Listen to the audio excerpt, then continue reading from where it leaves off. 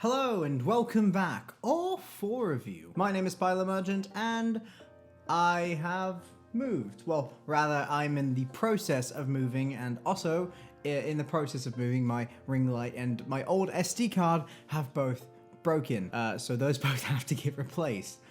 Yay! Stan Lee. Stan Lee was an absolutely amazing creator. Writing, publishing, and producing all kinds of absolutely brilliant work. It seemed like for a while there, everything that he touched truly turned to gold. But recently I was introduced to a film from 2007 where Stan Lee served as the executive producer. A film filled with wooden actors, abysmal CGI, very, very basic editing mistakes, and toxic masculinity. A film by the name of Harpies. Stan Lee's Harpies was originally released in 2007 as a made-for-TV movie on the Sci-Fi Channel, with it being directed by Josh Becker and produced by Stan Lee, who is known for being Stan Lee. Harpies seemed like it was all lined up to come out as an amazingly entertaining film, and it is very entertaining, just not in the way they intended it to be. Anyways though, grab your snacks, your chainmail, and your shield, because it is time to get into Stan Lee's Harpies. After a brief title sequence that somewhat reminds me of Fungus the Bogeyman, but with the Fallout music playing over top, we watch as a cloaked man runs through the forest, tripping over what is probably the tail end of his cloak. After one of his falls, he lays down on the ground as an unnamed soldier runs up to him, seemingly wanting to kill him. Not taking too kindly to the threats of death, the cloaked dude summons a harpy to rip out the soldier's eyes. Holy shit, we're barely even a minute in! If I could find my sword, I'd send you straight to hell! Dude, you don't even have eyes. So Cloak Dude cuts off the soldier's head. Then we have our first look at a harpy.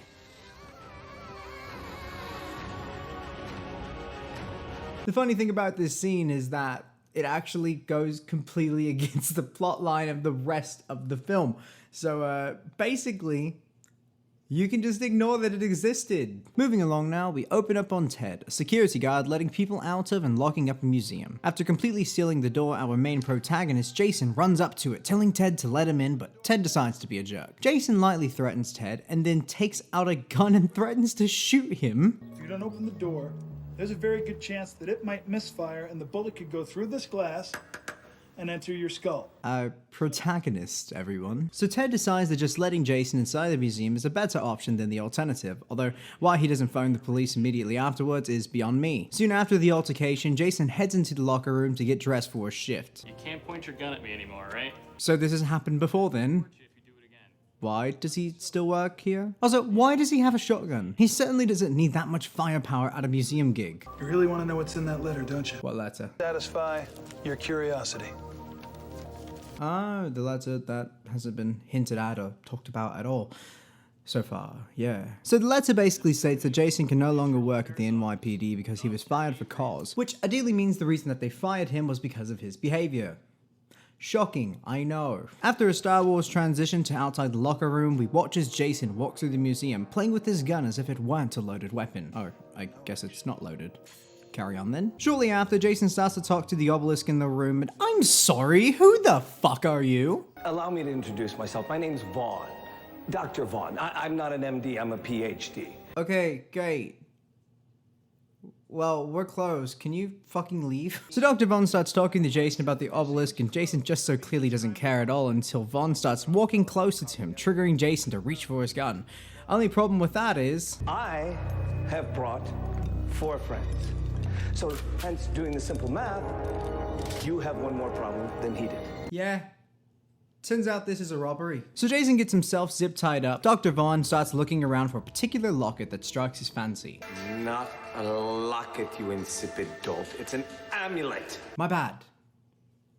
Amulet. Anyways, as Vaughn distracts himself with the shiny new amulet, Jason pulls out his shuriken he for some reason has and starts to cut himself from his bindings. Dr. Vaughn inserts the amulet into one of the doorknob thingies on the obelisk and opens the obelisk up to reveal A time walnut? While Attila the Von and his goons are busy getting to know their new nut friend, Jason finally breaks out of a zip tie and immediately murders one of the armed men. Damn, this dude has problems. While the gunmen disperse to search for him, Jason heads back to the locker room and finds Ted gagged and zip-tied. He decides to ungag Ted, and Ted almost immediately after being ungagged tells Jason to phone the police. Jason, however, ultimately dictates that he can handle the situation and doesn't call anyone because of course he didn't. While Dr. Vaughn is shoving gold into his purse like a shoplifter shoves bras, Jason begins his hunt for the armed baddies by taking cover behind breakable glass. A brilliant move if you ask me. The intruders then come out of literal nowhere and begin to open fire on Jason as he retreats from one glass case to another, somehow not getting shot to death in the process. He then shoots a guy, runs away, and then magically appears behind another one that suspiciously looks like Sylvester Stallone in a mask. Where's your friend? I said, where's your friend? Okay, two things. One, how did you not see him when you were turned that way? And two, did you just get shot? Because I'm very confused right now. So he murders one of the robbers and knocks out the other in a clear attempt to leave the lone survivor with PTSD. He then confronts Dr. Vaughn, says a genuinely cool line. You have any idea how much money there is here? Agreed, Professor. That's what separates a guy like me from a guy like you. And places the amulet onto the Time Walnut, which then opens up a portal and sucks him into it. What? Can we get that again, please? After a few seconds of falling, Jason finally lands in a puddle of pig grime. Soon after, we meet our next main character named Celestia, but I personally like to call her I should blind you, you larcenous, pig-stealing canker blossom. Crazy Lady with the Rake! Not really being able to comprehend the fact he was pulled into a portal, Jason begins to ponder on whether or not one of the three dead guys knocked him out. He then uses Celestia's drinking water to clean himself up, and as he walks away, Celestia literally wishes death upon him. May you be snatched to your death by the winged beasts in your journey along the road. After making it to the road, Jason asks aloud, Where's the museum? which, if he was really knocked out and dragged into a pig pen, why would they have left him anywhere near the museum? Use your brain. Just then, three men on horseback are seen riding up. A sudden screeching sound is heard from the sky, and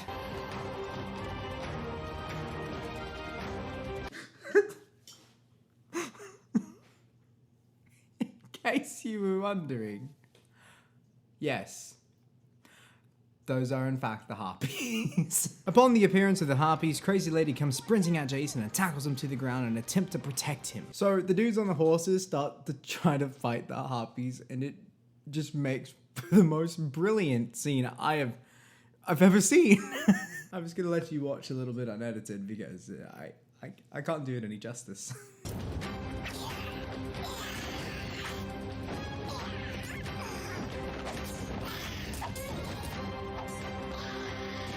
After some well-placed toxic masculinity, Jason gets up and starts shooting the Harpies down with his guns. Look at his form.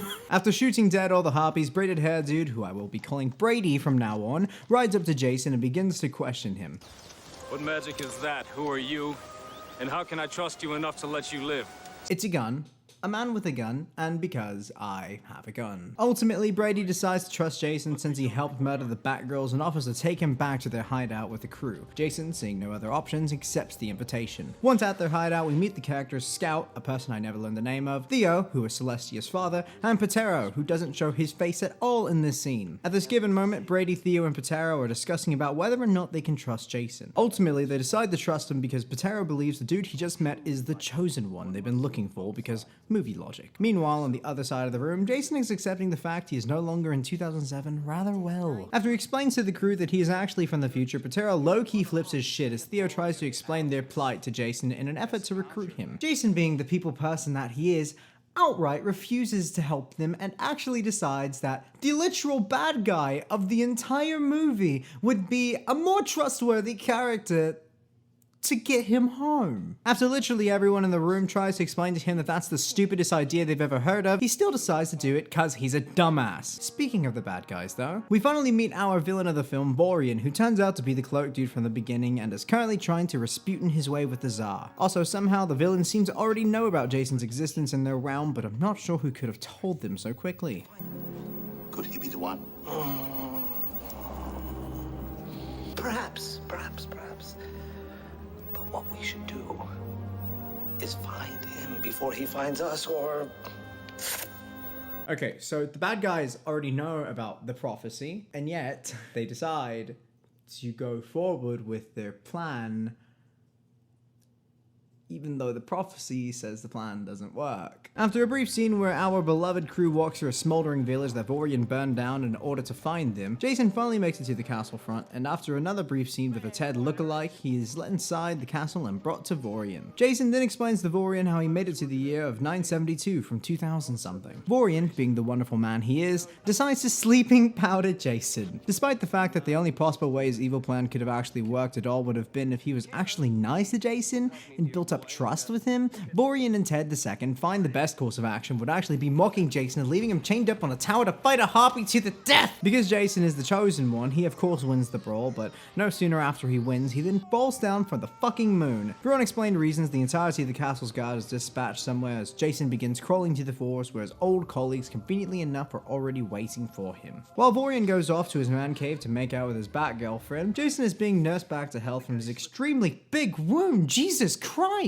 The crew start to discuss exactly what happened to Jason when he went to see Vorian. He brings up how Vorian was seemingly obsessed with the amulet that Jason doesn't have, and Crazy Cat Lady actually comes up with a pretty good idea and suggests that everyone go look in the pig pen for the necklace since that's where they teleported into. So everyone except for Celestia starts digging into the pig grime, including Jason, who's probably now gonna die of sepsis. Eventually they do find the amulet, but the scene is honestly disgusting. Celestia does some low-key flirting with Jason, and cause let's be honest ladies, toxic masculinity is hot as fuck. Brady says he met up with some other villagers who've grown tired of the Harpy attacks and wish to coup the king. Jason, pissed off at Vorian for not calling him back after the first date, agrees to help storm the castle. As the men in the crew get ready to ride towards the castle, Celestia rides up on a horse of her own, ready to fight. Theo, not being happy with the idea of her joining in the battle, demands that she gets off her horse, but because she is a grown-ass woman, Celestia comes along anyways. After starting the trek and riding for a bit, the crew settles down under some trees to discuss their methodology for busting into the palace walls. Jason, being from the future, suggests building a trebuchet because... I saw one on PBS once. Guy used it to fling pianos across his field. After a little convincing, Brady agrees to the plan and organizes a small work crew to start building the device. What about the Harpies? Just get me inside. I'll get my weapons back and I'll take care of the Harpies. He does realize that he doesn't have infinite ammo, right? While the crew is off plotting their attack, Vorian is busy bitching to King Castor about Jason killing one of his Harpies. He then requests for the king to send out a task force to detain Jason because... I need him alive.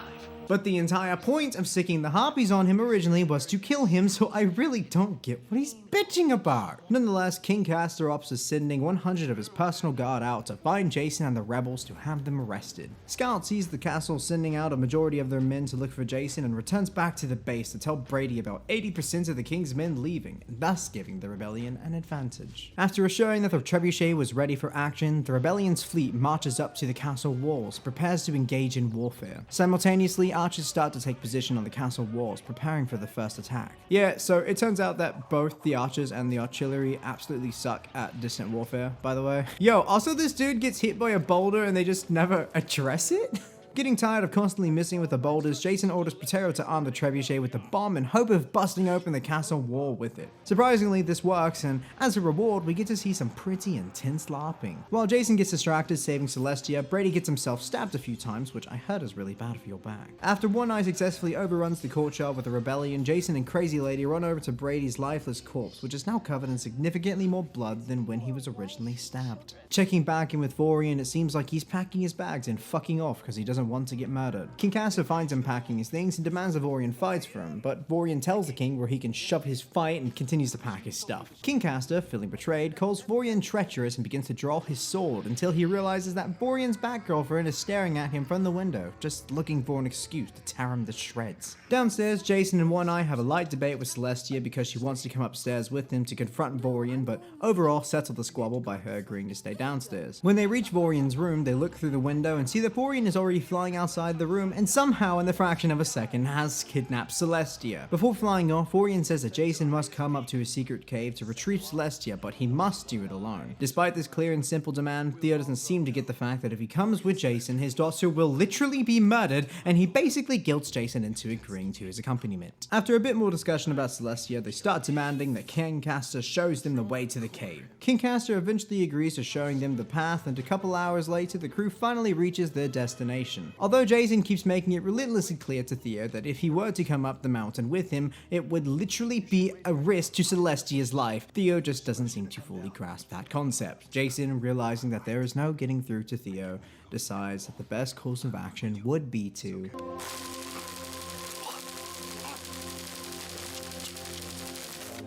Yeah, he freaking tases him. After sending a few thousand bolts down Theo's spine, Jason starts to make his way up to the cabin where Vorian is already waiting for him. Before Jason can actually make it up to the entrance, however, Vorian demands that Jason drop his weapons and show that he brought the amulet with him. Jason does as he's told, and Celestia is released from custody. She makes her way over to Jason and he greets her with a big ol' platonic kiss on the lips. Little does Vorian know, however, that during their totally natural, not forced at all makeout sesh, Jason actually slips the amulet into Celestia's mouth so she could leave with it. That's really gross. Jason then makes his way to the entrance of the cave and waits for Celestia to make it back to Theo. However, Vorian's feeling impatient and tells his Harpies to attack Jason, so he gives over the amulet faster because violence has worked really well so far. After Celestia finally reaches Theo and starts to make her way back to safety with him, the other half of our D&D party are headed up the south side of the mountain searching for a secret entrance that Castor swears exists. After only a few seconds of searching for the entrance, Scout gets pissed off and threatens, If you don't tell us where the entrance is right now,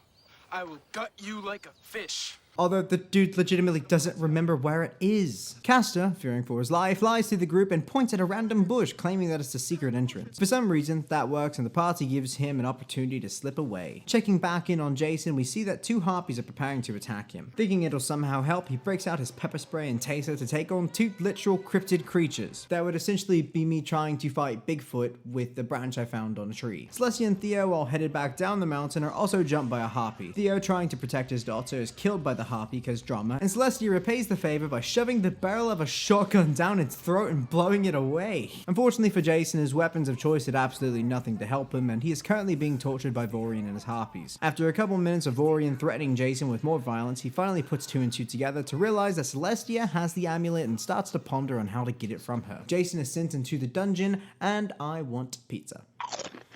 While laying on the floor of the dungeon, Jason starts to hear JK, it's just King Castor. Apparently after Castor ran away from his captors, a Harpy happened to run across him and Vorian sent him to the dungeon as well. Castor tries to encourage Jason to continue the fight, but he says, I think I'm just gonna lie here. which seems a little out of character for him, but I'll let it slide. Curious of why Castor even cares whether or not he gives up, Jason starts to question him. Castor reveals that it would be in his own best interest to assist Jason with defeating the Harpies so he can actually get out alive. In essence, he is now working with the rebels.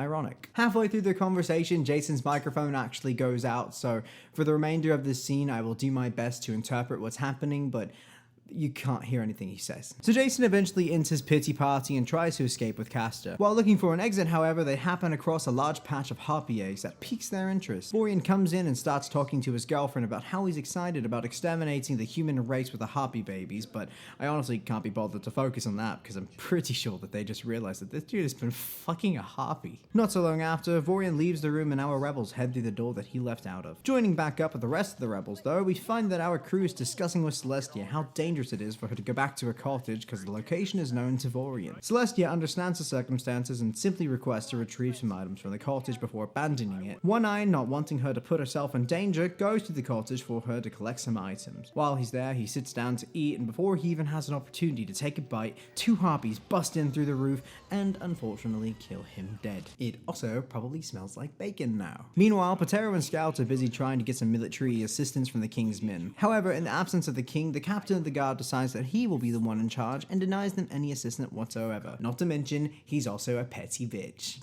The so-called Harpy Slayer should be able to handle himself. I owe him no allegiance. Unfortunately for the good old captain though, King Castor and Jason begin to make their way back to the castle. Stood outside the castle walls, our crew starts to talk about how the captain refused to help at all. Celestia, feeling like she needs to prove herself without Jason around, decides to try to shoot his gun, and in the process, almost shoots King Castor. After a short reunion between the rebels and Jason, Scout tells Castor about his captain taking over not only his castle, his guard, and his throne, but also his bedroom. This gets Castor right pissed. What? Yo, why did he spit green? So the captain gets fired, rightfully so, and Castor, grateful for Jason's help, offers him clothes and a place to finally get cleaned up properly. While Celestia helps Jason get doctored up, the king and his men put Humpty Dumpty back together again. Wait, that's not right. The king and his men set up a camp near the mountain. Scout gets promoted to captain of the guard despite the fact he threatened to kill the king on several different occasions, and Celestia and Jason have another forced makeout scene. A little while after, Jason sits with the crew in the castle as they devise a strategy for destroying both the eggs and the entrance to the cavern. They eventually settle on a strategy and then split up to do their parts. The king's men anxiously line up outside the cavern with the trebuchet as they begin to open fire on the entrance in an effort to draw some of the Harpies out of it. On the other half of things, Jason, Patara, and Celestia all make their way into the secret entrance. Once they finally reach the hatchery, they begin to douse the eggs in what I believe to be flammable oil, though I don't think it's petrol. When they finish preparing the place to go down in flames, Jason instructs Celestia and Patara to leave the cave. However, Celestia decides at the last second that she would rather go with Jason to the future because love. Jason of course agrees to bringing her and instructs Patara alone to light the room on fire and leave the cavern. But when Jason and Celestia run out of the room and Patara finally has the high ground, he gets attacked by a harpy and dies before he can do his job. How do you make this shit up? After a well-placed launch from the trebuchet, the entrance of the cave is successfully blocked, and all that's left to do is lighting the cave on fire. The only problem with that though is neither Jason nor Celestia realize that Patara never got a chance to light one up. Because of this, they both continue on their way to the Time Walnut. When they finally reach the nut butt, they realize that without Vorian's amulet, they don't have the ability to go anywhere. Just then, Vorian somehow finds a way to sneak up on the couple and attempts to knock them out. He then takes the opportunity to place both amulets into the nut and begins to bring his repulsive children to life. Although it doesn't seem that he hit Jason on the head quite hard enough, because he then sneaks off, lights the hatchery on fire, and then comes back just in time to get sucked into a portal. Dr. Vaughn sees some weird shit and then dies, and Vorian tells his now on fire girlfriend to kill Jason. While Jason is busy fighting off the Queen Harpy, Vorian decides to lovingly give Celestia a throat-to-hand hug. Jason manages to defeat the Queen by cutting off her head, and then takes the opportunity to introduce knife throwing to Vorian, but instead of a knife, it's a claymore. Finally defeating the last two bad guys of the film, Jason takes a second to embrace Celestia and make sure she's okay. After that, they go on a bit of a guided tour just to introduce the modern world to Celestia, and really the only thing she seems to focus on is light bulbs. After asking loads and loads of questions and spending a little bit more time just enjoying life together, they kiss. But this time, it feels earned. It feels deserved. It feels right. It feels like they've actually done something. It feels natural. I mean, think about how crazy this entire scenario is. They just killed a cryptid creature and then jumped through a portal that took them 1,000 years into the future. It's mind-boggling. They kiss and then walk out the door into the real world, ready to face life. Not alone, but together. I'm totally kidding, by the way. All they fucking do is they just walk out the door and then Ted rounds the corner. He says, "Hey, you gotta clean this up!" That's it. That's the whole film. I'm sorry for the fake out ending, but I thought it was funny. It's not that hard to write something, nice, something that actually seems to be genuine or better. But no, they literally just kill the two bad guys and then leave. Overall, this film is one of the most entertaining films I have ever seen in my entire life. Honestly, I would even say that this film is kind of a hidden gem, but it's more of a The Room type of hidden gem, like something that's like really, really bad, that is just not discussed for a bit, and then whenever it finally comes out to life, it's just really funny to watch how shit it is. I realize that there's not a large audience of people that genuinely enjoy watching bad films, but the thing about this one in particular is that if you come into it looking at Stan Lee's name, you come into it looking at The Evil Dead or anything like that, it's just, you're going to be disappointed. Like I said before, this film was amazingly entertaining to me. If you guys are interested in watching it yourselves, it is on YouTube. Just type in Stan Lee's Harpies or type in Harpies and it is available to watch for free with ads. That's how I was able to watch it. So yeah, enjoy that. And that is all from me today, my friends. If you enjoyed this video and want to see me review anything in particular, or if you have any song requests that you want me to, you know, cover, just let me know. Leave that stuff down in the comments and yeah, I'll get back to you. I am a small channel, I will get back to you. But that's all from me. Thank you so much for watching and I hope you have a lovely day.